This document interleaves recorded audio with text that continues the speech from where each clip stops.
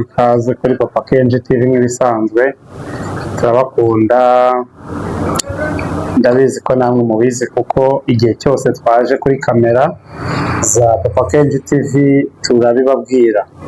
Rero muhawe ikaze muri uyu mwanya aho tugiye kubona umumaro w'ifoto umumaro wo kwifotoza. Ku ikubitiro turahasanga umumaro wa mbere cyangwa se inyungu yo kwifotoza ya mbere. Inyungu ya mbere rero harimo kubika amateka. Kubika amateka, wajyaga wibaza ngo ese ubundi kwifotoza bimaze iki?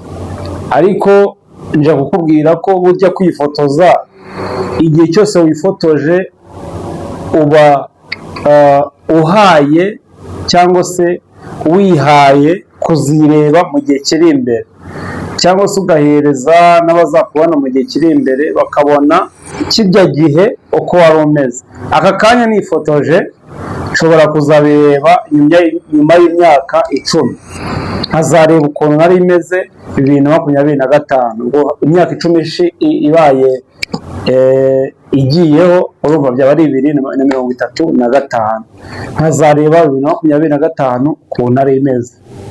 Ibyo rero ni umumaro ukomeye kuba wasigasira amateka yawe. Ikindi, urugero wakoze nk'ubukwe, ikirori runaka, birthday ndetse n'ibirori bigiye bitandukanye, nibwo iyo wifotoje iyo foto ibizakwereka ukuntu ikirori cyawe cyagenze.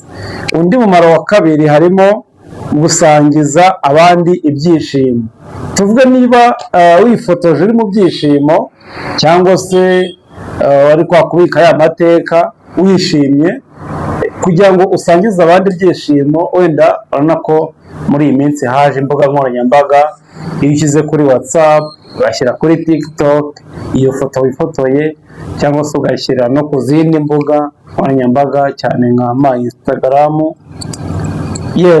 n'amatwitter cyangwa se X ababikoresha. Icyo gihe uba usangije abandi ibyishimo. Rero ntabwo turi butinde tuvuga ku bijyanye n'umumaro wo kwifotoza gusa, harimo icya mbere cyo kubika amateka ndetse no gusangiza abandi ibyishimo. Ntuzacikwe na video izakurikira kuko tuzabereka indi mimaro myinshi irenze umwe igendanye n'umumaro wo kwifotoza.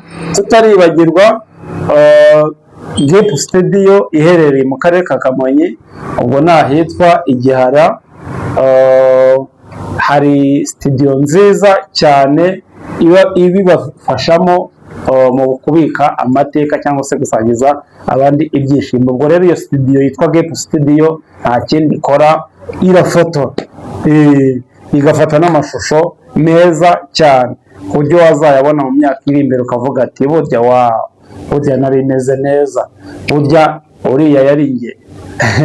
Rero ntucikwe kubukinga, uzagereyo bazabigufashamo. Hariyo abafotogarafu, abakameramani babigize umwuga.